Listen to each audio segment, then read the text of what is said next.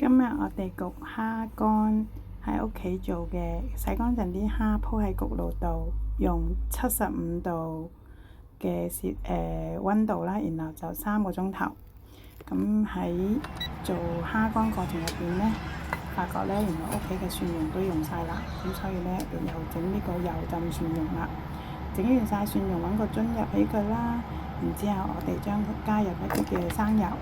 咁然之後呢，就用筷子篤下佢啦，令到多啲油可以浸住蒜蓉，然後呢，我哋就可以呢，將佢封好蓋，擺埋隻匙羹仔落去啦，然後就擺喺個雪櫃度。呢一個方法煮餸嘅時候真係講唔出俾你聽有幾開心，因為唔使日日喺度剁蒜蓉咯。咁喺呢個時候，我哋又睇下我哋啲蝦啦喎，已經係焗咗1個鐘頭噶啦。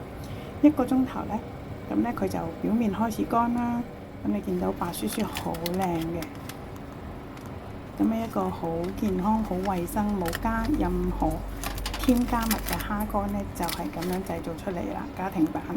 咁而家嘅時間已經過咗去2個鐘頭咯喎，我發覺今日啲蝦乾呢2個鐘就搞掂咗啦。咁呢，我哋打開嚟睇下，係幾鮮甜，好香好香嘅蝦味啦，亦都唔需要驚嗰啲烏蠅啊嘢嬲過晒啦，咁又乾淨又衞生。做完啲蝦乾之後，我哋將佢擺喺冰格入邊雪住佢啦。每次我哋蒸瘦肉啊，或者係蒸嘢嘅時候，我哋就攞出嚟蒸下佢咯，或者俾狗仔作為零食都非常之好嘅喎。